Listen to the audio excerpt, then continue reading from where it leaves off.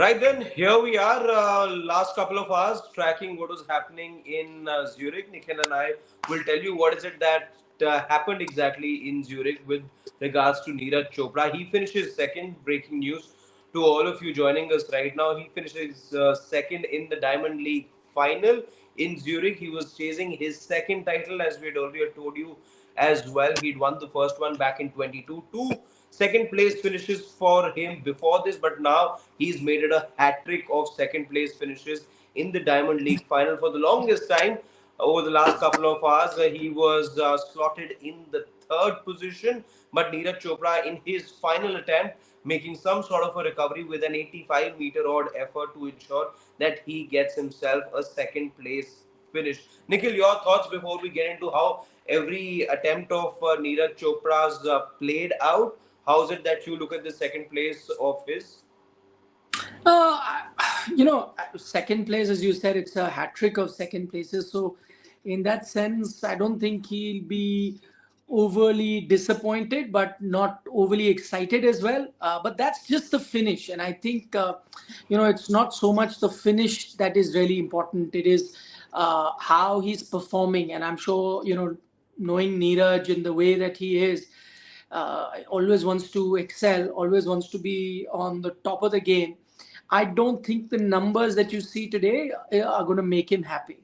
Uh, Apart from those three foul attempts that he had, 3, 4, and 5, those throws where he should have really upped the ante, that will be the first issue that he'll have to deal with. And then the overall performance. I mean, he's lucky in that sense. The final throw going past the 85-meter mark, which allowed him that second position. Otherwise, he would have finished third. Of course, Julian Weber is in a different league, and that brings me to the other point. I mean, knowing Neeraj Chopra, and remember, for majority of his career, he's been ahead of Julian Weber. He's got the better of Julian Weber. It's very recently, in fact, this year, where he expected Neeraj really to up the tempo. He had changed his coach, and he expected him to do very well.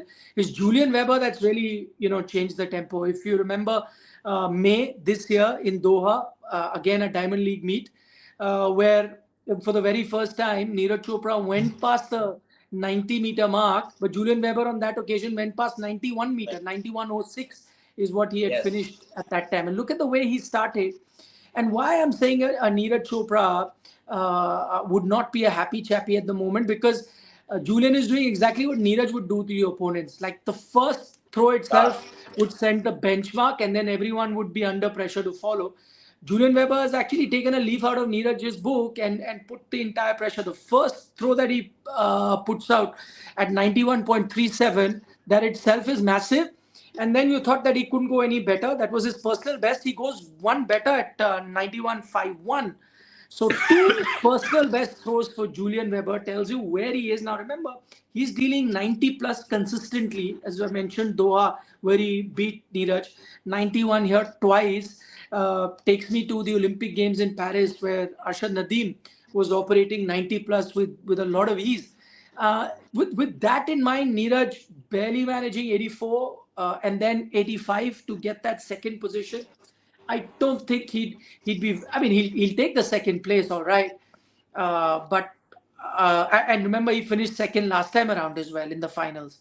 But there the margin. In fact, remember last time he finished second in the Diamond League final to Anderson Peters, and the difference between them was 1 centimeter. 1 centimeter is the size of one small bug. That was the difference. So even if he finished second at that time, I'm sure he would have taken it in his stride because the competition was so close.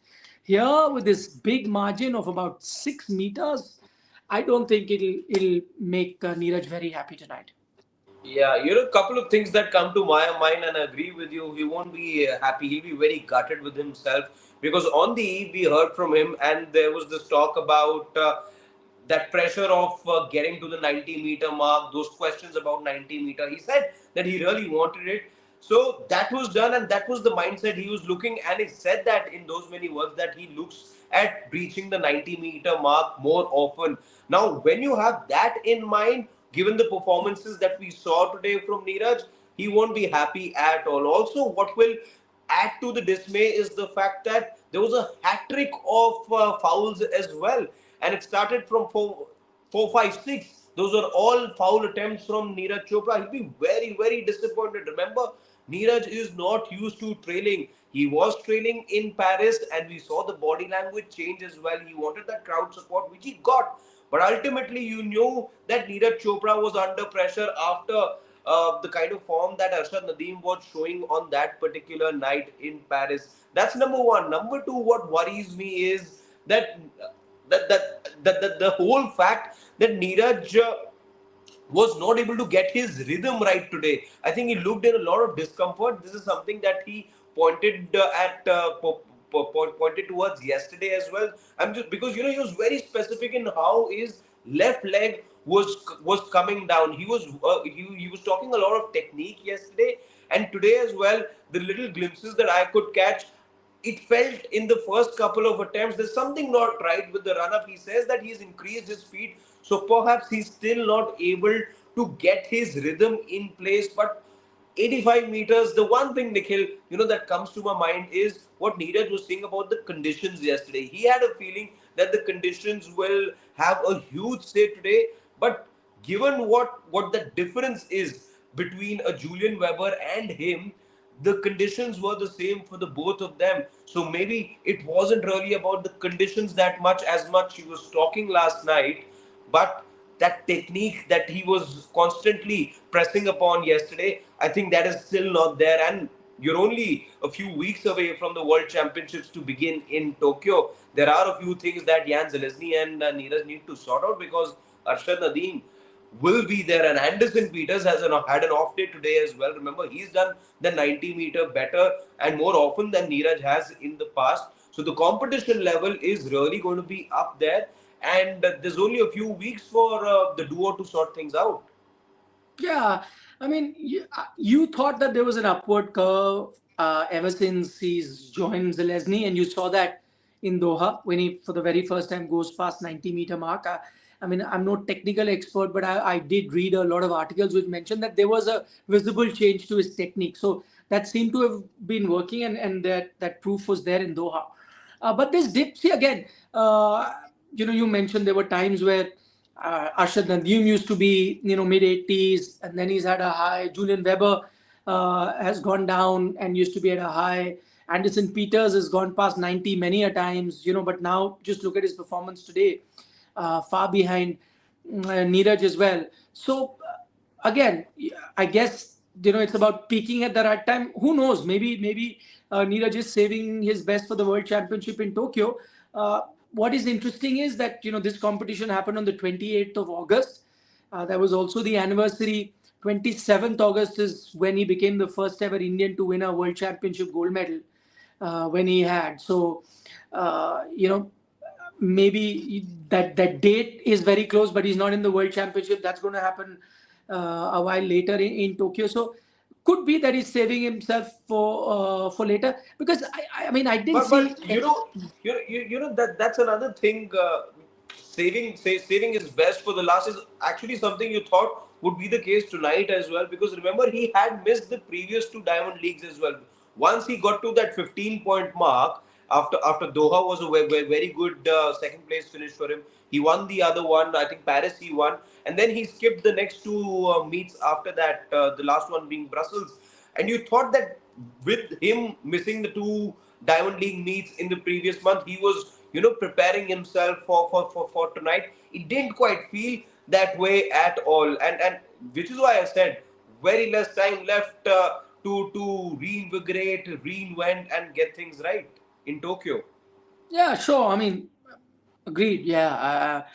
Who knows why he took those two, Diamond Leagues off? Maybe he is Yeah. battling some sort of an issue. I mean, and knowing Neeraj very well, I remember when I was in Tokyo, he competed. It's only after the final had Correct. gotten over did he tell everyone about the groin issue that he had. Before that, he kept it to himself.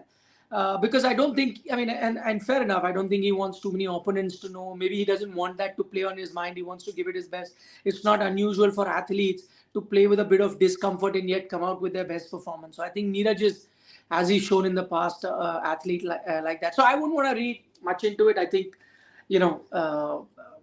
this live is all about just letting our viewers know what really happened. For those of whom who weren't crazy enough to stay up at what 1 o'clock at night to be watching it, but we do it. It's our day job, even if we're doing it at night. So yeah, I mean, not an ideal day, not one of the finest days that Neeraj Chopra has had in competition. Because the other thing that you really relate with him is consistency. Even in his bad days, he's always around the 88, 89 meter marks. He's always the 87. Uh, Here to be most of the time being around 82, 84, and 85 being the best is an unusual day. But again, as I said, still not the biggest competition. It's not a world championship. It's not an Olympic game. So yeah, hopefully we see a better version of him going forward. But just a word on Julian Weber, man. What a turnaround he's had. Olympic Games, not even there. Top three: Anderson Peters, Arshad Nadeem, Neeraj Chopra, and right after that, what a turnaround he's had. Two, He's the best javelin thrower at the moment on the face of the earth. yeah. There's been too many fourth place finishes for him in recent times. I think, yeah, I think I was reading somewhere about the number of fourth place finishes that he's had.